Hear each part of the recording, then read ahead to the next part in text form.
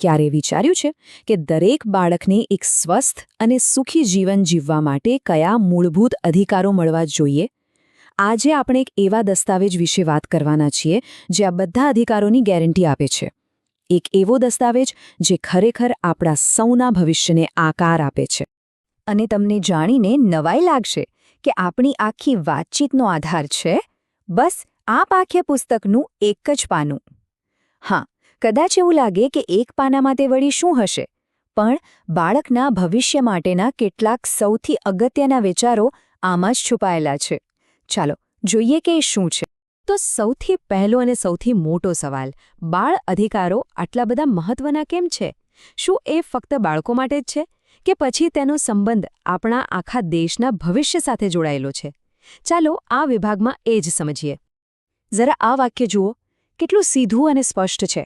આનો મતલબ એ નથી કે બાળકો વિકાસનો એક ભાગ છે. ના, એ તો વિકાસનો પાયો છે. જો બાળકોનો પાયો મજબૂત હશે તો જ દેશની ઇમારત મજબૂત બનશે.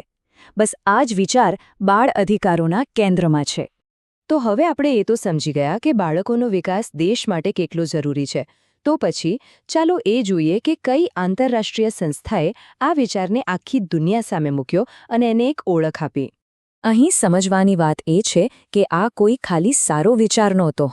આ તો સંયુક્ત રાષ્ટ્ર એટલે કે UN દ્વારા દુનિયાભરના બાળકોની સુરક્ષા માટે કરવામાં આવેલી એક ઔપચારિક જાહેરાત હતી. આનો અર્થ એ થયો કે દુનિયાના મોટાભાગના દેશો આ અધિકારોનું પાલન કરવા માટે જોડાયેલા છે. તો પછી સંયુક્ત રાષ્ટ્રે કયા ચોક્કસ અધિકારોની વાત કરી?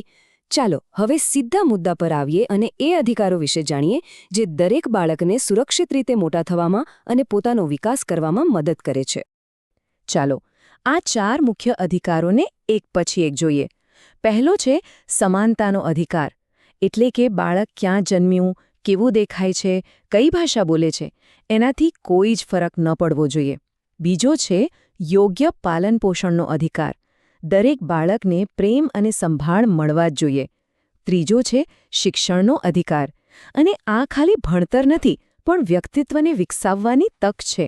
અને ચોથો સ્વાસ્થ્યનો અધિકાર, કારણ કે તંદુરસ્ત શરીર વગર કોઈ વિકાસ શક્ય જ નથી. આ 4 એવા પાયા છે જેના પર બાળકના ભવિષ્યની ઇમારત ઊભી થાય છે. અને હા, આ બધા અધિકારોમાં પણ શિક્ષણ પર તો ખાસ ભાર મૂકવામાં આવ્યો છે.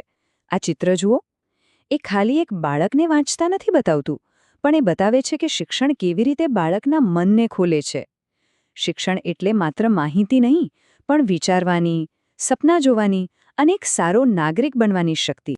પેલા 4 પાયાના અધિકારો સિવાય બીજા પણ કેટલાક જરૂરી અધિકારો છે, જેમ કે પોતાની સંસ્કૃતિ અને ધર્મ જાળવવાનો અધિકાર, પોતાના વિચારોને ડર્યા વગર વ્યક્ત કરવાનો અધિકાર અને સૌથી અગત્યનું કોઈ પણ પ્રકારની હિંસા, શોષણ કે અત્યાચાર સામે રક્ષણ મેળવવાનો અધિકાર. આ બધું ભેગું મળીને બાળકને એક સંપૂર્ણ અને સુરક્ષિત જીવન જીવવાની તક આપે છે. સારું, તો હવે આવે એકદમ છેલ્લી અને રસપ્રદ માહિતી પર. એક એવી તારીખ જે આપણને આ બધા જ અધિકારોની યાદ અપાવે છે. આપણે આટલા બધા મહત્વના અધિકારોની વાત કરી, પણ ખબર છે આ અધિકારોને યાદ કરવા માટે અને એની ઉજવણી કરવા માટે એક ખાસ દિવસ પણ નક્કી કરવામાં આવ્યો છે. કોઈ અંદાજ છે કયો દિવસ હોઈ શકે? અને એ દિવસ છે 20મી નવેમ્બર. હા, આ તારીખ ખાસ યાદ રાખવા જેવી છે.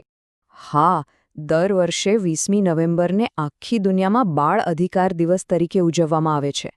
આ દિવસ આપણને સૌને યાદ અપાવે છે કે આ અધિકારો કેટલા કિંમતી છે અને દરેક બાળક સુધી એ પહોંચે એ આપણી સૌની જવાબદારી છે.